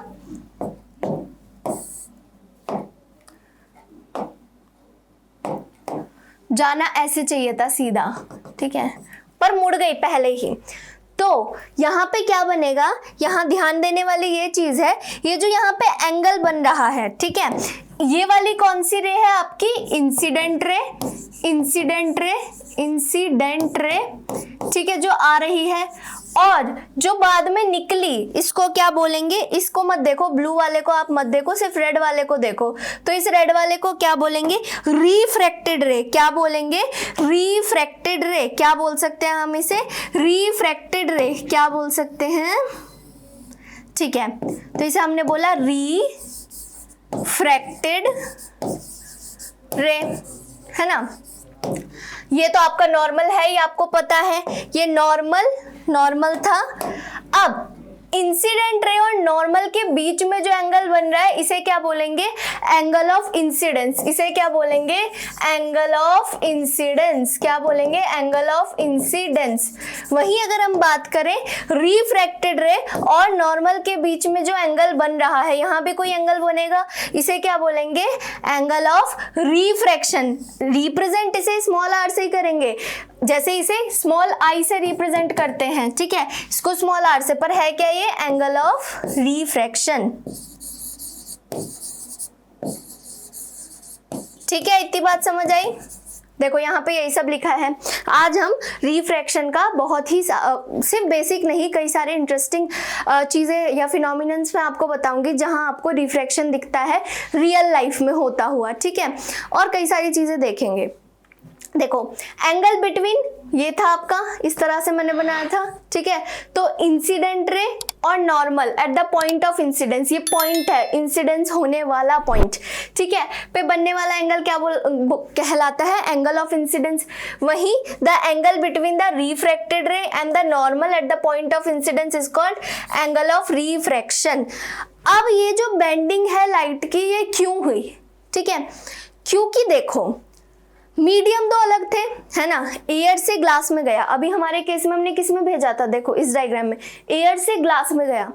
तो एक्चुअल में हुआ क्या कि एयर में जो लाइट की स्पीड थी कुछ अलग थी, ठीक है, मान लो वो तेजी से चल रहा था, ठीक है, हवा है, हम भी बहुत तेजी से चल सकते हैं इसमें, पर ग्लास में उसकी स्पीड ऑफ लाइट बदल गई, ठीक है, बदल गई। तो उसकी वजह से लाइट की स्पीड बदलने की वजह से क्या हुआ, रिफ्रैक्शन या बेंडिंग हुई, ठीक है। इतनी बात समझ आई, इतनी बात समझ आई, ठीक है। देखो the refraction of light is due to the change in speed of light on going from one medium to another. जब लाइट एक मीडियम से दूसरे में गई तो लाइट की स्पीड बदली, जिसकी वजह से क्या हुआ, रिफ्रैक्शन हुआ, ठीक है। इतनी बात समझ आई सभी को। आगे चले, आगे चले, ठीक है। देखो यहाँ पे आपको वही वाला डायग्राम बना के दिखाया हुआ है जो मैंने बनाया, ये एंगल ऑफ इंसिडेंस, ये एंगल ऑफ रिफ्रैक्शन, ठीक है, समझ आया। हाँ, रिफ्रैक्टेड रे और ये इंसिडेंट रे, ठीक है। देख लेते हैं यहाँ पे क्या लिखा हुआ है, the fact that speed of light waves on one side of beam of light changes a little before the change in speed of light wave on the other side cause A change in the direction of light. वही चीज बता रहे हैं जो मैंने आपको बताया, ठीक है। अब light wave travel faster in air but slower in glass, ठीक है, इसीलिए इससे जुड़ी हुई बात या ये पॉइंट क्या कहना चाह रहा है वो हम आगे भी समझेंगे, बट सिंपली यहाँ पे क्या लिखा हुआ है कि लाइट रे तेज किस में होगी, तेजी से किस में चल रही है, एयर में। और जो आपका ग्लास स्लैब है, ग्लास के पार्टिकल्स भी तो पास पास एंड सॉलिड है ना, तो जो आपकी लाइट रे उसको चलने में भी या अपना पाथ बनाने में भी मुश्किल हो रही होगी, तो धीरे होगी उसकी स्पीड, सिंपल, ठीक है। इतनी बात समझ आई। आगे चले, ऑप्टिकली रेयरर मीडियम कौन सा है और ऑप्टिकली डेंसर मीडियम, ठीक है। यहां पे दो शब्द है, ऑप्टिकल डेंसिटी, रेयरर मतलब हल्का, डेंस मतलब गाढ़ा। ऑप्टिकल डेंसिटी, यहाँ पे एक शब्द आपको देखने को मिलेगा। ऑप्टिकल डेंसिटी का मतलब है कि किस तरह से लाइट उस मीडियम में ट्रेवल कर रही है, ठीक है, किस स्पीड से। हर मीडियम की ऑप्टिकल डेंसिटी अलग होगी, जैसे जैसे जो आपका एयर है, अगर हम कंपैरिजन करें एयर और वाटर का, तो एयर की जो ऑप्टिकल डेंसिटी है वो कम है किसके कंपैरिजन में, वाटर के कंपैरिजन में। देखो जैसे क्या लिखा हुआ है, a medium in which speed of light is more. ठीक है, वेरी गुड। क्या लिखा हुआ है, ठीक है, एक ऐसा मीडियम जिसमें लाइट की स्पीड ज्यादा है, लाइट तेजी से चल पा रही है, उसको हम क्या बोलेंगे, ऑप्टिकली रेयरर मीडियम। क्या बोलेंगे, ऑप्टिकली रेयरर मीडियम। वहीं the medium in which speed of light is less, धीरे हो गई लाइट की स्पीड, तो उसे क्या बोलेंगे, ऑप्टिकली डेंसर मीडियम। क्या बोलेंगे, ऑप्टिकली डेंसर मीडियम। देखो when A ray of light, अब यहाँ पे आपको एक चीज मैं बताती हूँ, सिंपल सी बात आप याद रखना। मान लो हमने क्या लिया, कोई भी एक मीडियम लिया, ठीक है, ये एक इंटरफेस बनाया, यहाँ पे मान लो हमने एयर लिखा जो कि ऑप्टिकली रेयरर मीडियम है क्योंकि स्पीड लाइट की ज्यादा थी, और नीचे मैंने मान लो क्या बनाया, ग्लास बना दिया, ठीक है, जो कि ऑप्टिकली कैसा हो गया, डेंसर हो गया, है ना। ग्लास कैसा हो गया, डेंसर हो गया। तो मान लो एक लाइट की रे आई, यहाँ पे नॉर्मल था, ठीक है, जब ये क्या है, रेयरर है, और ये क्या है, डेंसर है। अब जब भी रे लाइट की कहां से आएगी, डेंसर से, सॉरी, रेयरर से डेंसर मीडियम में जाएगी, तो वो कहाँ बेंड करेगी, वो कहाँ बेंड करेगी, टुवर्ड्स नॉर्मल, वो नॉर्मल की थोड़ी तरफ झुकेगी। ठीक है, देखो यहाँ पे आपको होता हुआ दिख रहा है, थोड़ा पास आ गई। ठीक है, वही मान लो अगर मैं इस बार कंडीशन बदल दूं, ठीक है, मैंने क्या किया, ये ग्लास बना दिया, ठीक है, जो कि ज्यादा डेंस था, ठीक है, ऑप्टिकली डेंसर है, और वही हमने क्या बनाया, वो किस में जा रही है, रे ट्रेवल होती हुई एयर में, जो कि एक रेयरर मीडियम है। ठीक है, रेयरर मीडियम है। तो कैसे होगा, कैसे जाएगी लाइट रे, देखो ये क्या है, आपका नॉर्मल है, ठीक है, ये आपका नॉर्मल था, यहां से एक लाइट रे आई, ठीक है, अब वो क्या करेगी, इस बार डेंस से और रेयरर की तरफ जा रही है, तो वो कहाँ जाएगी, अवे फ्रॉम नॉर्मल। कहाँ जाएगी, अवे फ्रॉम नॉर्मल, ऐसे दूर चली गई नॉर्मल से। ठीक है, इतनी बात समझ आई आपको। ये थी इंसिडेंट रे, वो थी रिफ्रैक्टेड रे। ठीक है, समझ आया, angle of incidence, angle of refraction. ठीक है, समझ आया, यहाँ पे भी ऐसी होगा, angle of incidence, angle of refraction. ठीक है, समझ आया सभी को, समझ आया, देख लो एक बार आप सभी। आगे चले, ये देखो वही चीज आपको बताई हुई है, एयर से जब ग्लास में गया तो थोड़ा सा नॉर्मल के पास आ रहा है, ठीक है, वहीं जब वाटर से एयर में गया, वाटर और एयर में भी कंपैरिजन करें तो वाटर डेंस है और एयर क्या है, रेयरर मीडियम है, तो अवे फ्रॉम नॉर्मल। तो इस हिसाब से भी क्वेश्चंस बनते हैं, इस तरह से भी क्वेश्चंस बनते हैं। अगर हम आगे चले, रिफ्रैक्शन थ्रू ग्लास स्लैब दिखाया हुआ है, ये ग्लास स्लैब है, यहाँ पे रिफ्रैक्शन 2 बार होगा। ठीक है, क्या हो रहा है, रिफ्रैक्शन 2 बार हो रहा है, 2 टाइम्स होगा। कैसे, एक बार ये एयर है आपका, ठीक है, समझ लो इसे, ये डायग्राम एज इट इज आपके पास आ जाएगा। ये एयर है, लाइट की रे एयर से ग्लास में गई तो नॉर्मल के पास को झुकी, जानी ऐसे चाहिए थी, जो ग्रीन वाला बना रखा है, पर रेड वाली मतलब किधर गई, तो एंगल ऑफ जो आपकी रिफ्रैक्टेड रे है वो कहाँ होगी, नॉर्मल। ये क्या है आपकी नॉर्मल 1, आप इसे नॉर्मल 1 भी लिख सकते हो, के पास आई। ठीक है, वहीं जब वो वापस कहाँ गई, नॉर्मल ग्लास से वापस एयर में आई, तो वो अवे फ्रॉम नॉर्मल जाएगी, है ना, अवे फ्रॉम नॉर्मल जाएगी। पर अगर आप इसको सीधा सीधा एक्सटेंड करते, ये जो आपकी इंसिडेंट रे थी तो उसका कुछ पाथ ये होता, पर हमें रे कहाँ दिखेगी, इधर दिखेगी। तो इस जो दूसरी बार ये जो रे बाहर निकली फाइनली, इसका क्या नाम होता है, इसका नाम होता है एमर्जेंट रे। क्या नाम होता है, एमर्जेंट रे। वहीं ये जो आपकी एमर्जेंट रे है और ये जो आपकी नॉर्मल इंसिडेंट रे थी, इन दोनों के बीच में एक डिस्टेंस है जिसको हमने डी नाम दिया। ठीक है, ठीक है, समझ आया। अच्छा, इतनी बात समझ आ रही है तो आप इसको ध्यान से देख सकते हो, ठीक है, कि ये डायग्राम क्या दिया हुआ है, समझ आया। आगे चले, रिफ्रैक्शन थ्रू ग्लास स्लैब, अभी मैंने आपको समझा दिया कि 2 बार रिफ्रैक्शन हो रहा है। जैसे एक बार यहाँ पे आपका ग्लास स्लैब है, क्योंकि ये एयर से ग्लास में गया और फिर ग्लास से वापस लाइट रे किस में आई, एयर में गई। तो कैसे, पहले ये नॉर्मल दिखाया हमने, ठीक है, इस तरह से दूसरे कलर से बना लेते हैं, ये ब्लू से बनाया, फिर ये थोड़ा पास आएगा, ठीक है, क्योंकि रेयर से डेंस में गया, ठीक है, और फिर वापस यहाँ पे आप नॉर्मल बना लो। तो इस बार कहाँ है, डेंसर से रेयरर में जा रहा है, तो इस बार थोड़ा दूर हो जाएगा, ठीक है। तो 2 बार हुआ। यहाँ पे क्या है आपका एंगल ऑफ इंसिडेंस, रिफ्रैक्शन, फिर यहाँ पे क्या है आपका एंगल ऑफ एमरजेंट रे के द्वारा बनने वाला जो एंगल है, एंगल ऑफ एमरजेंस भी आएगा, ठीक है। यहाँ पे देखो लिखा हुआ है, ये रहा, ठीक है, आपको दिख जाएगा, ठीक है। आगे चले। अच्छा, इफेक्ट्स ऑफ रिफ्रैक्शन बहुत इंपॉर्टेंट है कि रिफ्रैक्शन के क्या क्या इफेक्ट्स होते हैं, रिफ्रैक्शन की वजह से आपको क्या क्या चीजें नजर आती हैं। तो देखो हम सीधा देखते हैं, जैसे पहले आप ये वाला केस देखो, ये वाला, ठीक है। जब आपने एक कांच का ग्लास लिया और उसमें आपने पेंसिल डिप की, ठीक है, उसमें आधा पानी भर के, ऐसे ग्लास में आधा पानी भरा और उसमें आधी पेंसिल डुबो दी, तो क्या होगा, जो पेंसिल है वो आधी ना टिल्ट होती हुई दिखेगी, मुड़ती हुई दिखेगी नीचे से। जब आप ऐसे, ये आपका ग्लास है, इसमें हमने पेंसिल डिप कर रखी है और आप इमेज देख रहे हो, तो वो थोड़ी टिल्टेड दिखेगी। क्यों दिखेगी टिल्टेड, क्योंकि वही यहाँ पे भी रिफ्रैक्शन की वजह से ही ये आपको टिल्टेड दिख रहा है। वहीं जब हम एक कांच का कोई भी ग्लास ले लो, कोई कटोरी ले लो और उसमें क्या करो, आप एक कॉइन डाल दो, ठीक है, आपने नीचे सरफेस पे एक कॉइन डाल दिया, ऊपर पानी भर दिया। अब कॉइन है कहाँ, यहाँ देखो, कॉइन प्रेजेंट कहाँ है, यहाँ प्रेजेंट है, ऑब्जेक्ट रखा कहाँ है, यहाँ रखा हुआ है। बट जब आप एज अ ऑब्जर्वर ऊपर से देखोगे तो आपको ऑब्जेक्ट कहाँ दिखाई देगा, अपनी रियल पोजीशन से थोड़ा ऊपर, ठीक है, रियल पोजीशन से थोड़ा ऊपर दिखाई देगा, ठीक है। ये सब किस वजह से हो रहा है, रिफ्रैक्शन की वजह से ही हो रहा है। देखो इमेज कहाँ बन रही है, यहाँ बन रही है, ठीक है। समझ आया सभी को, समझ आया। आगे चले, देखो यहाँ पे यही सब चीजें लिखी हुई हैं।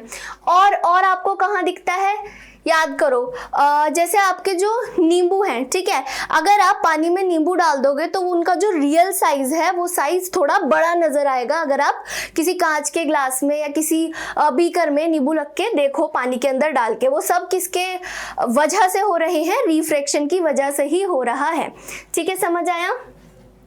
कई बार जो पूल है, पूल का जो बेस होता है वो थोड़ा उठा हुआ दिखता है, वो है गहराई में, नीचे है बेस, पर हमें क्या लगता है कि इतनी हाइट नहीं है, ठीक है। पर जब हम पैर रखते हैं तो हमें रियलाइज होता है कि जहां हमने सोचा वहां तो जमीन है नहीं, उसके नीचे है।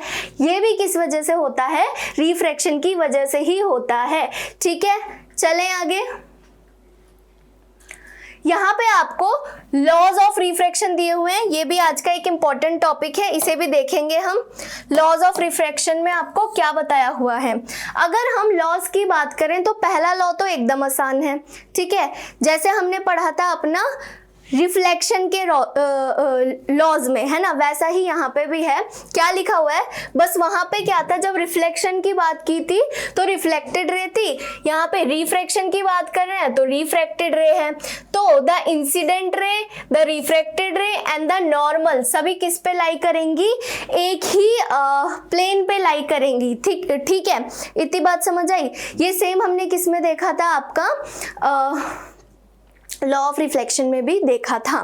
अच्छा, वहीं अगर हम दूसरे लॉ की बात करें तो वो थोड़ा सा बदल गया यहाँ पे।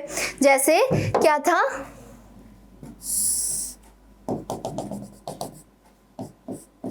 ठीक है, ये क्या है आपका इंसिडेंट एंगल और ये क्या है आपका रिफ्रैक्टेड एंगल।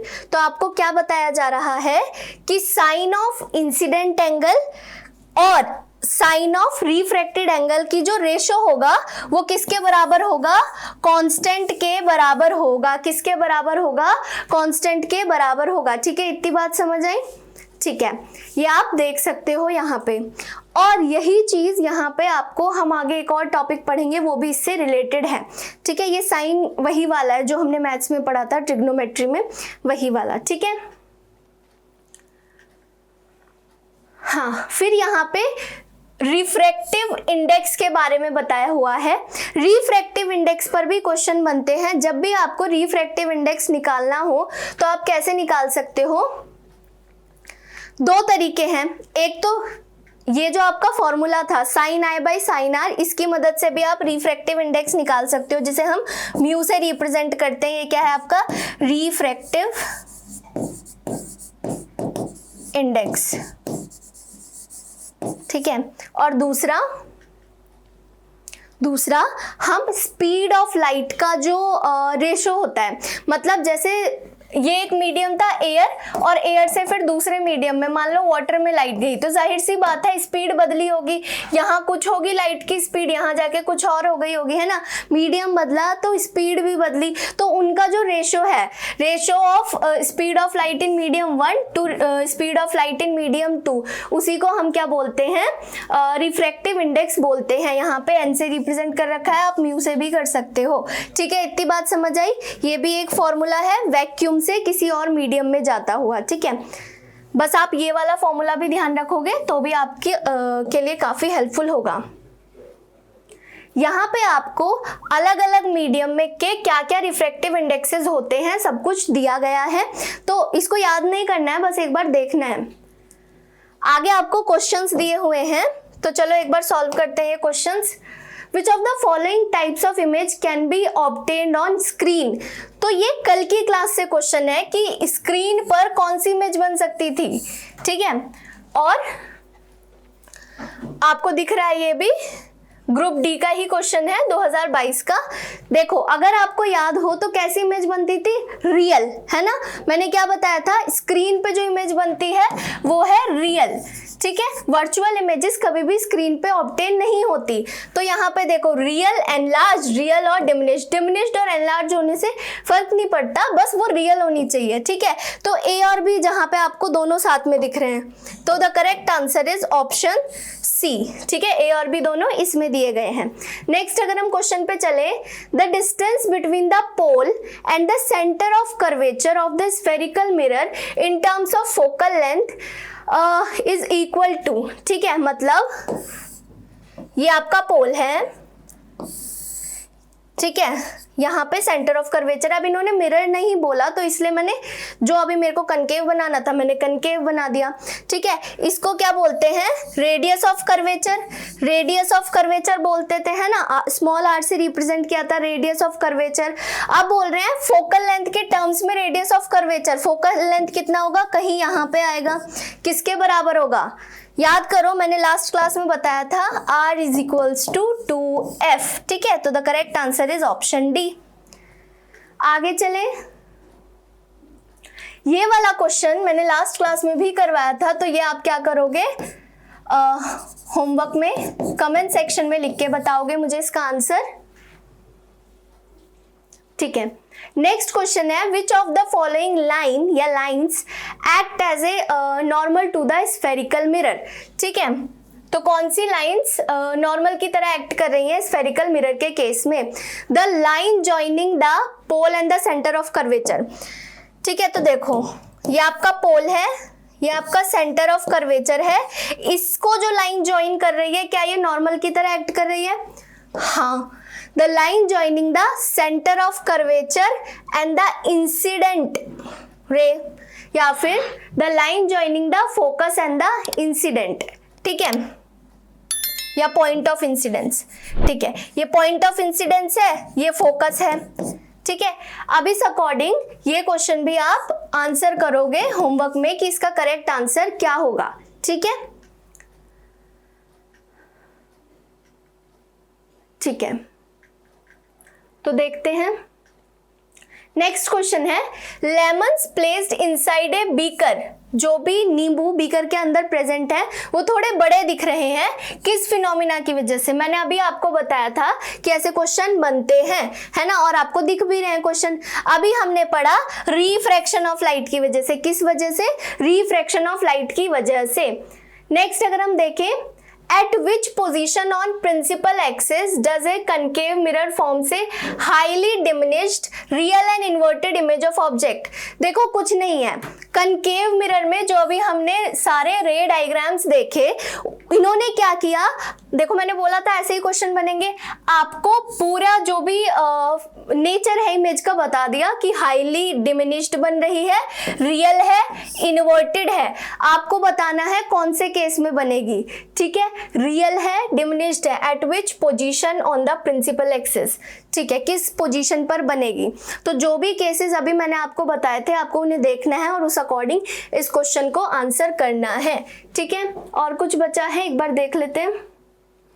हाँ, ये बता दिया था, अच्छा इससे पहले वाला बताया था, ये नहीं बताया। ए स्फेरिकल मिरर, ठीक है, converges a beam of light at a given point on the principal axis, which of the following statement about the mirror. देखो सबसे पहली बात, कन्वर्ज करने का, पास लाने का है ना, ऐसे रे आ रही है, इसको ऐसे कन्वर्ज करने का काम किसका है, क्या बनाया मैंने, कनकेव मिरर का। क्या mirror has a positive focal length, नहीं, कनकेव मिरर की फोकल लेंथ कैसी होती है, अभी आपने देखा कनकेव मिरर अगर आप ऐसे बनाओगे तो यहाँ पे नेगेटिव होती है, ठीक है, समझ आया, फोकल लेंथ कनकेव मिरर की। The point of convergence is the principal focus of the mirror, हाँ ठीक है, प्रिंसिपल फोकस पे ही तो आ रही है, ठीक है। अच्छा, तो कौन कौन से ठीक हुए, ए और सी, देख लो ए और सी किस में है, ऑप्शन डी में, ठीक है। जो क्वेश्चंस मैंने सिर्फ समझाए हैं और वो इजी हैं, तो या मैंने पहले भी बताया था प्रीवियस क्लास में, तो उनके आंसर्स आप सभी कमेंट सेक्शन में लिख के बताओगे, ठीक है। आज के लिए इतना ही। अगर आपको क्लास पसंद आई हो तो वीडियो को लाइक करें, चैनल को सब्सक्राइब करें और मुझे कमेंट करके भी बताएं, या अगर आपकी कुछ और रिक्वायरमेंट्स भी हैं रूट बैच से लेके तो भी आप कमेंट सेक्शन में बता सकते हैं। Thank you so much for watching.